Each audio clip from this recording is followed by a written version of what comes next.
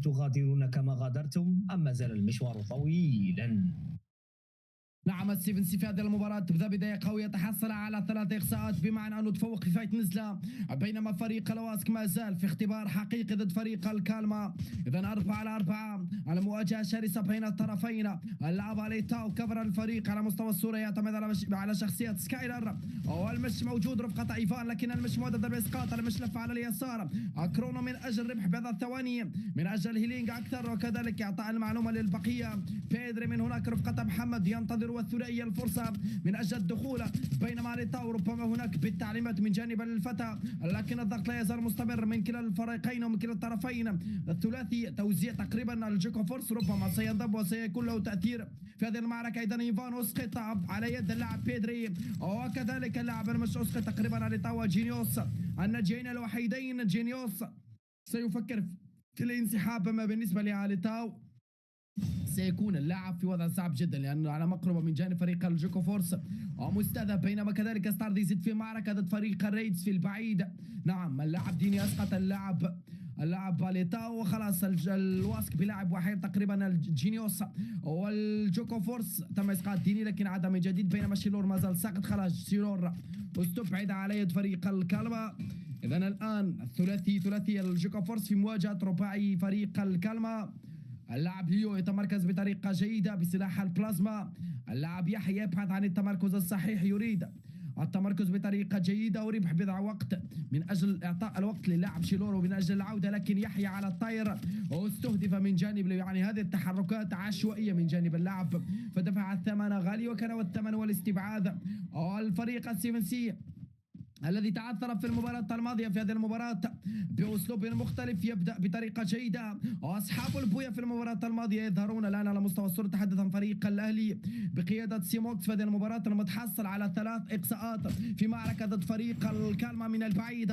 هاوك يضغط الآن، هاوك بالإسقاط الأول في البعيد، ليو سقط الآن، ربما لانشباد والضغط في القريب هناك، لكن لانشباد تقريبا غير موجود، لكن الضغط لا يزال مستمر على فريق الأهلي أو على فريق الكالما من جانب فريق الأهلي، ولكن الكالما صامد، والكالما والريزيست العالي ينفتح أرضا. محمد عبي في الاتش بي يعني مرمى نيران، يعني اللاعب في مرمى تقريبا 3 لاعبين من جانب فريق الأهلي، لذلك سيكون في وضع صعب. بينما اللاعب جينيوس نجح بإنعاش اللاعب إيفان، وكذلك المش واليتاو والذي تم استبعادهم في المعركة السابقة ضد فريق الكالما، والهانترز الذي استبعد في المركز 11 في المباراة الماضية في مواجهة شرسة، لكن خلاص الهانترز يتفوق، وكانت الزيادة العددية لها تأثيرها الخاص، واللاعب نايت يتحصل على إقصائين، بينما الكالما لا يزال يسارع في فريق الأهلي، لكن الآن وصل من هنالك ريمايند بليب 590 أنا سريعة صعبة جدا. الآن الصورة على ريمايند يتراجع إلى الوراء حتى يعطي يعني رؤية واضحة لا تكون لدى اللاعب هاوك، وكذلك من أجل القيام بدوره بطريقة جيدة. هذا ما نتحدث عنه، يعني التمركز الصحيح له تأثيره الخاص، والتمركز الجيد له تأثيره الجيد على مستوى الفايت ككل. بطبيعة الحال أن التمركز يعطيك أفضلية ويترك لك المساحة من أجل إصابة كل الخصوم، وهنالك سيفوكس يقلص المسافات ما بينه وبين ليو، وحتى هاوك سيتقدم ليزيد الضغط أكثر وأكثر. بالفعل إصابة سجلت لأبناء الكالما، أما أبناء الأليانس هنا ما زالوا صامتين. إقصاء واحد سجل، وفلينكس هنالك ينتقل سريعا بالبيستول سبايدر، لكن يحيى أمام أنظارك وأمام كل أنظار بالمر وكذلك فلينكس، لكن يحيى على ما أعتقد مسك الكفر في ثواني، كاد أن يغادر بشاب، لكن هناك فينيكس بضغط متواصل حتى ابن الواسك يضغطون، والقائد إيفون المبدع كعادته سيتقدم عليك. وصل عليك علي تياو من جهة أخرى، ولكن احذر من ذلك الكفر، احذر من كثير واحذر من بالمر. هنالك يعطينا تغطية ممتازة، والكلير فجر ربما إن سمع صوت الرصاص يبدأ بالتقدم أكثر وأكثر. أيضا سمع المناوشات، يبحث على طرف ثالث، لكن قد يفاجأ من الجوكو فورس. هنا جينيوس، بالمر وصل، بالمر يجهز في نيد وصلت، نيد مرت بكل سلم وسلام بدون تأثير، لكن هذه جميلة. وعلى علي تياو أتت بالأضرار، علي تياو يعود سريعا إلى مكانها. أما الألينس من هنالك ضاغطين، الألينس يبحثون على هفوة لكي يصيبوا أحلامك يا إيفان، لكن إيفان ثابت. فينيكس يتقدم من هنا، الله الله الله الله الله الله الله، لكن فينيكس مباغي تهديد. فينيكس أبناء الواسك يتلاشون كأوراق شجر في فصل الخريف، واحد والآخر. فينيكس جميل جميل الجمال كتب باسم بالمر. نهاية سجلت كتبت دونت لأبناء الأليانس وأبناء الواسك يغادرون مبكرا. يتم الإقصاء مبكرا. ليجند من هنالك أبناء تي فور حاضرين. حلاوة والرفاق هنالك وصلوا لمواجهة الريد سبورت. الإصابة سجلت كذلك على أبناء الريد. يوسف كان هو المغادرين من هنالك. ليجند ما زال حاضر يبحث على التقدم أكثر وأكثر. هانترز عن طريق بيبو يقلصون المسافات. أما من هنالك الجوكو فورس عفوا هذا التي فور يسقط منهم لاعب ويتم مغادرته. وحلاوة هنالك في مواجهة بويكا. مواجهة فردية لكن حتى بيبو زاد الضغط. ونايت هو من انتصر برابع النقاط. نعم نايت انتصر بالرابع النقاط واربع اقصاءات ثمينه لصالح الهانترز لانه يحتاج كل نقطه صراحه. استبعد في المباراه الماضيه بنقطه وحيده في المركز الحادي عشر بعد ما تحصل على اقصاء وحيد، لانه نقاط الترتيب الفريق لن يتحصل على نقاط الترتيب لانه استبعد في المركز 11. وفي هذه المباراة يحتاج إلى كل إقصاء إلى كل نقطة.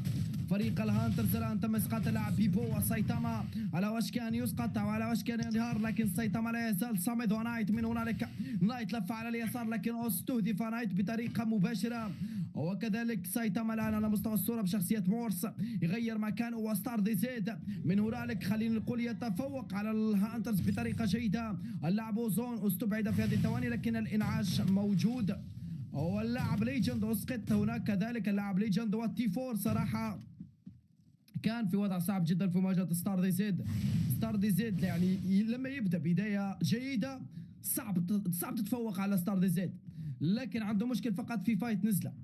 اذا يتعدى الفايت نزله، اذا يتفوق في فايت نزله خلاص الفريق يستحيل اسقاطه بطريقه مباشره. لكن ممكن في حالة تواجه فريق أو خصم منظم أكثر. يعني فريق ستار دي زيد في هذه المباراة يحتل الصدارة برصيد 11 إقصاء، يليه فريق الأهلي 8 إقصاءات، يليهم فريق الأليانس بالستة وبعض الهانترز بالخمسة والسيفن سي بالأربعة رغم التساوي مع فريق الكلير. والألفا والجوكو فورس إلى حد الساعة إقصاء وإقصاءين. والتي فور لاعبين وناجين اخيرين مهدد بالاستبعاد. بينما الان هنالك اللاعب بويكا بن الهانترز مطارد تقريبا من جانب اللاعب ريدكس كفر الفريق بسلاح الفيسكا، واللاعب عنده لانش باد والان ينتظر في التعليمات. وبويكا الان في وضع صعب جدا. في القريب بويكا رهيب لكن في المسافات البعيده سيعاني. واللاعب يحيى على الطائر اسقط اللاعب ليجند ابن التي فور ويبحث عن اسقاط الثاني. واللاعب حلوه مستهدف الان. ليجند اسقط وحلوه مستهدف. واللاعب يحيى يبحث عن الرابع الاقصاءات لانه الاقصاء الثالث خلاص انتهى. هي مساله وقت وثواني. من البعيد الضغط على حساب حلوه سيكون في وضع صعب لكن مسنود من الاصدقاء من البعيد، لكن خلاص استهدف واسقط. والزون لاعب الدور وتاثيرها الخاص. ويحيى ولا اسقاط الخامس لصالح الفريق. والفريق الان يبحث عن الانعاش لأنه منقوص عدديا، لكن رد بالك الآن يا يحيى، رد بالك فالألفا وصل من هناك بزيادة عددية بكمال عددي صعبة جدا. يحيى على الطائر واستهدف وأسقط. يعني الجوكو فورس عنده مشكلة على مستوى التمركز صراحة، عنده مشكلة على مستوى التحركات وكذلك حتى على مستوى اللعب الجماعي لأنه الفريق مشتت تركيزه. بينما الكلير فيجن يظهر على مستوى الصورة. الكلير فيجن الذي قدم مباراة لا بأس بها في المباراة الماضية لأنه صراحة فريق الكلير فيجن فريق قوي جدا على مستوى المينا، لذلك يعني مطالب في كل مباراة أن يقدم الأداء الكبير. في مواجهة شرسة الآن ضد فريق السيفن سي. بروباي بالماكس 7 لفة من هناك ولفة من هناك. بروباي في المباراة الماضية قدم أداء خرافي تفوق تقريبا على 3 لاعبين، لكن الآن الزيادة العددية عبده وصابو ومارت كينج بالإنهاء من هنالك. وتقريبا فريق الكلير فيجن منقوص عدديا ولعب برقة. انعش بروباي على ما اعتقد هناك. والسيفن سي انتفاضة رائعة جدا وفي وقتها أتت. نعم لأنهم غادروا مبكرا في الجولة الأولى وإن ساءت الأمور، لكن السيفن سي لا يريد أن تسوء الأمور أكثر وأكثر. يبحث كذلك على التعويض. سيفن سي هنالك يضغط أكثر على برقة. الإصابة سجلت أبناء الكلير ب3 لاعبين.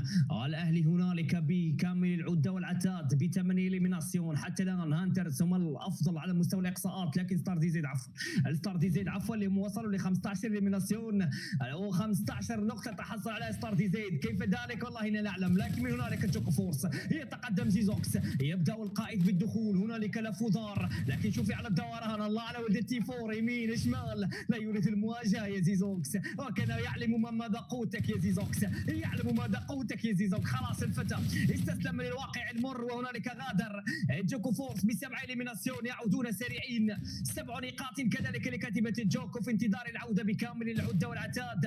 هنالك الالفا، إصابة سجلت، وديني الإصابة كذلك تمت عن طريق الالفا، وايزي من غيره، ايزي هذا الفتى عندما يكون في أيامه الجميلة فالجميع يكون أمامه ايزي، الجميع يكون سهلا أمامك. فالكو جيرارد هنالك كذلك ظهر أمامنا، أبناء الجزائر ما زالوا حاضرين بكامل اللاعبين في هذه الجهة. سايتاما كذلك يدخل على الخط، إصابة سجلت. سايتاما هذا الفتى الذي يعطيك كل الأريحية لما يكون عندك كافر مثل سايتاما، يعطيك كل الأريحية ويخليك تتحرك بكل أريحية جميلة، ويجعلك كذلك انك تمشي بكل ثبات وبدون خوف، بل يعطيك ادفانتج كبير ان يكون عندك كافر من زي سايتاما. صراحه واحد من الكافرات الجميله عندنا في السيرفر، ان شاء الله نتمنى له المزيد من التوفيق والمزيد صار الله من التالق، ويزيد يقدم لنا الجمال كله. وريمايند هنالك يراقب الالينس والالفا ماذا سيقدمون، هذا الفريق الذي اتى ببوية جميله في المباراه السابقه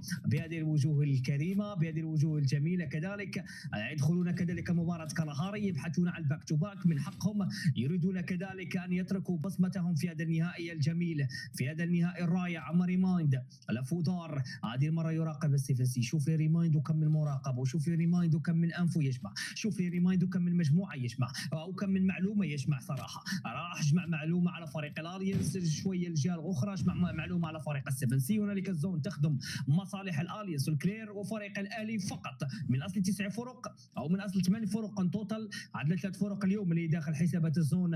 اما برق هل سيصل لبقيه رفاقه؟ هذا هو السؤال. سيفنسي يبدأون بالتقدم كذلك، وهنالك اللحظات القادمه ستكون جميله في اعتقادي وفي اعتقادك حتى انت يا تاس. نعم، اللحظات القادمة ستكون جميلة بالنسبة للمشاهدين وبالنسبة لنا كمعلقين، لكن والله ستكون صعبة جدا على اللاعبين. وهنا في أراضي الكالهاري الحلم يسكن بين الرمال وفي أعالي الجبال، والصورة لا نبلغ من الكلام، والصورة أبلغ من الكلمات والمصطلحات.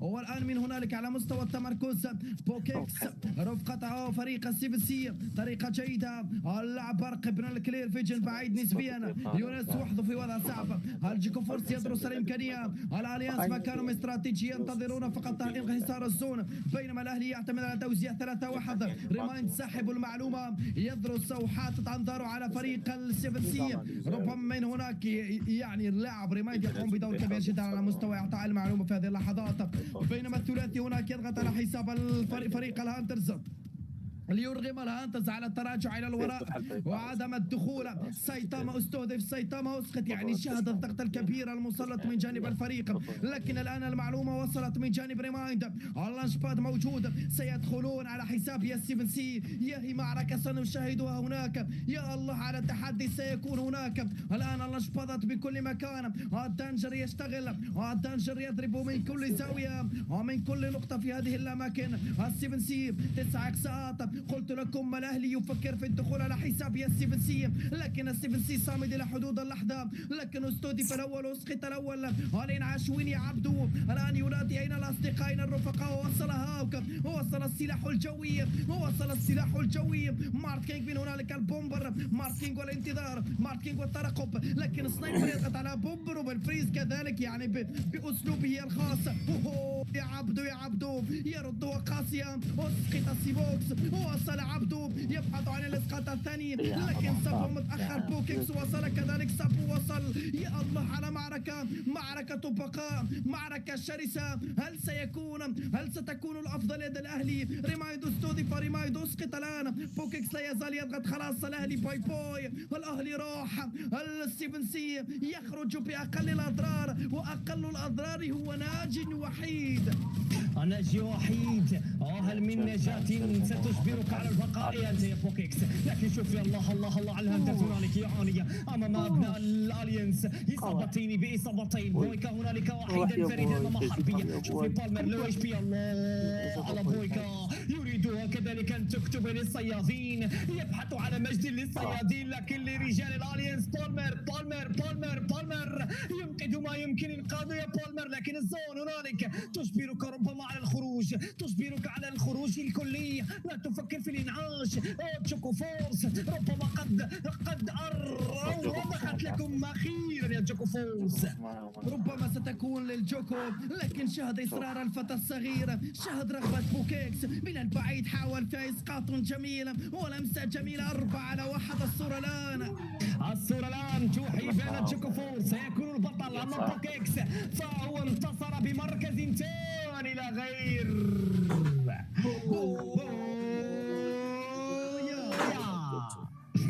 بويا رائعة جدا فريق الجوكو فورس بعد ما لعبها بطريقة جيدة في الكالهاري وتحصل على بويا وعلى انتصار ثمين، وسيكون له تأثير خاص جدا على مستوى السلم الترتيبي لحد الساعة. مباراة أولى كانت بعنوان الأهلي، مباراة ثانية بعنوان الجوكو فورس.